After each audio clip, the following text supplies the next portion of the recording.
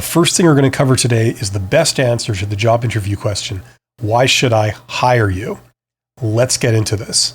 This is a very common question. You're probably going to get asked this or some version of this. Let's get a couple of basic principles out of the way first. You know, a lot of people, when they hear this, their immediate knee-jerk response is to say, well, why would I want to work here? Right? They ask you, why should I hire you? And you say, well, why would I want to work here?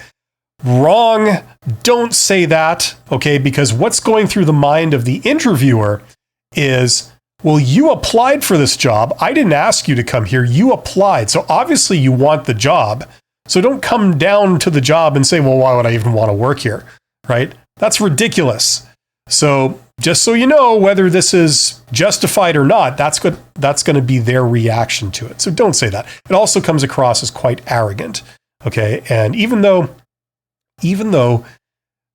that response might be an appropriate reaction to this kind of seemingly stuck-up, arrogant question, it's not the thing to say.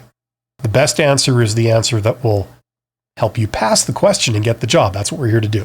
Okay, so don't say that. The other knee-jerk reaction a lot of people might have is if they say, why should I hire you? You say, so I don't starve? Don't say that either. That's a misunderstanding of the question. They don't mean it in the sense that, why should I hire you? They mean it in the sense of, why should I hire you? Sometimes hundreds of people have applied for a job. They all want the job.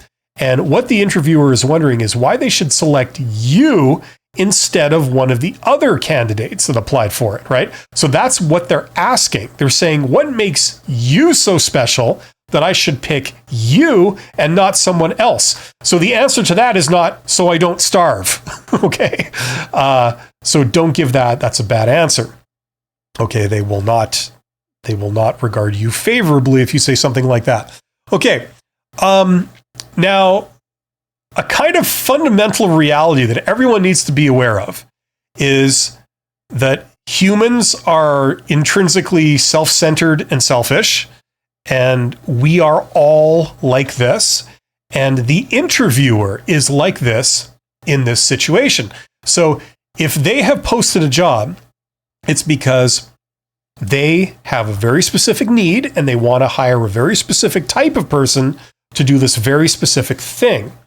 They're not thinking of, what can you do? What special thing can you bring to this role? What thing have we not thought of that you have that could be a great advantage here? They're not thinking like that. They're thinking, I have a very specific job, I have a very specific role, and I want to hire someone with some very specific skills. Do you have those skills? That's how they're thinking. So let's come back to this question. When they ask you, why should I hire you? What they're going to want to hear are the things that they've said they're looking for. They're not going to want to hear something that they never said they were looking for, but yet it's something you happen to have that you feel is an advantage, right? So the way to give the interviewer what they want is to start telling them how you have the things that they said they were looking for, okay? Now, how do we know what they're looking for? Well, a lot of them were written in the job description under the section called requirements, right? So if you go down the list of things they listed under requirements, that's usually a laundry list of what they're looking for. Usually involves some kind of education, some kind of experience, and some kind of skill set or traits, right?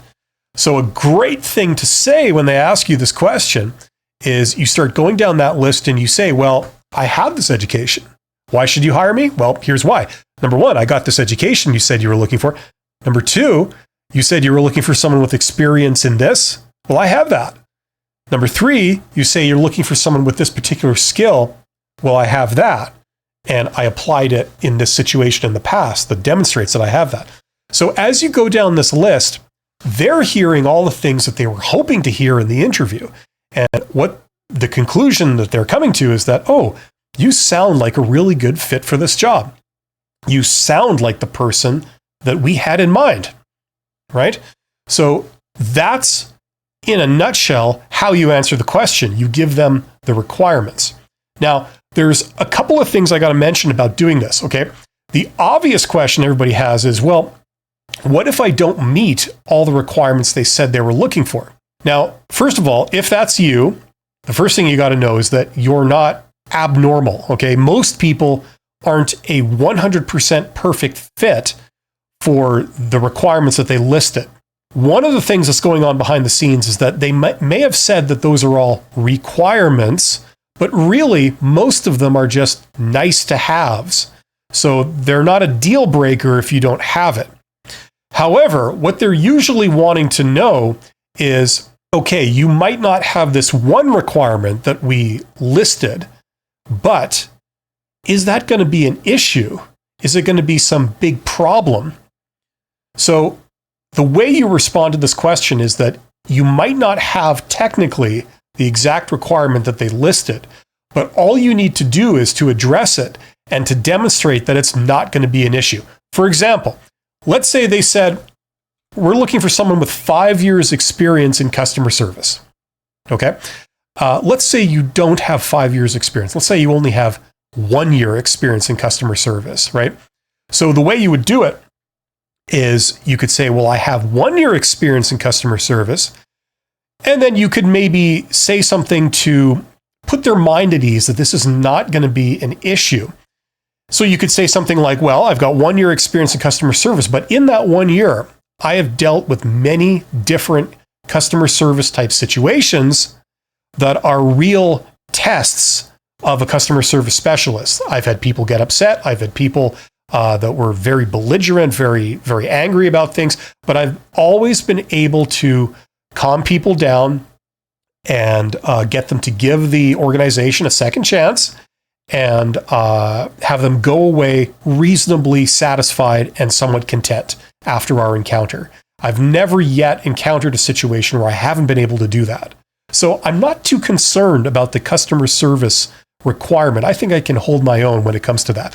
You know, something of that nature, that would go a long way to assuring them that you're not having 5 years in customer service is not going to be some kind of major issue if they were to hire you. Or you could say something like, you know, I only have 1 year in customer service. However, though, I have worked alongside coworkers that have 20 plus years in customer service, and I have dealt with the same type of situations that they've dealt with. And I don't feel that, you know, I still have a lot to learn. I've been able to hold my own, you know, and deal with all the various scenarios that you encounter in customer service in a satisfactory way. So I'm not really overly concerned. Something like that. Okay, so that deals with if you don't meet all the requirements to a T, how you answer this question. Another element is, how do you remember what their list of requirements was in a job interview when you get asked this pointed question, right?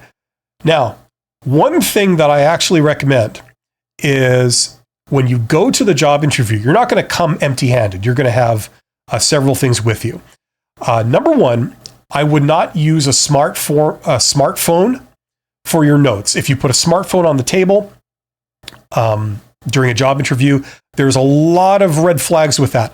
The interviewer might not know if are you recording them, or are you distracted? You're waiting for a phone call, or you know, you're looking at the clock, or you know, there's a lot of negative elements of putting a smartphone on the table. So I would not use a smartphone. What I would do, however, is when you come to the job interview, a good thing to have would be your resume printed on a piece of paper, right? Maybe you have a folder with certainly a resume inside. One other thing I would put in that folder is a printout of the job description, the job ad that you answered, because on the job ad, they will include the job description and the requirements. So what I'd recommend is that you have that on the table in front of you. And what you could have also done in advance that is a good idea is on the job description, under the section for requirements, you take a highlighter and you highlight just a few of the words, like for each item. Then when they ask you a question like, why should I hire you? Where you're wanting to speak directly to the requirements, you can quickly glance at the paper and make sure that you're not forgetting any of the key things they said they were looking for. so you know to bring them up and address the fact that you have those, or it's not going to be an issue. Now, some people might think, is this old school? Yes, it's old school. Is it a problem? No. The only time this would ever potentially be any kind of problem is maybe you work in tech, like in like a very high tech area where it might seem a bit behind the times or passé if you have a piece of paper around.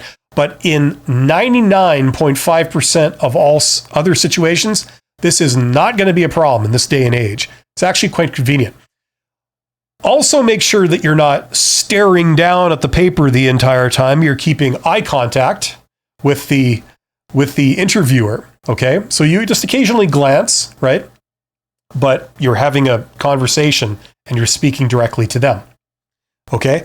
That's great. So you don't have to memorize all the every single one of the requirements before an interview. That might be a pretty tall order, but you have it with you so you can refer to it surreptitiously, which is a good idea. Okay.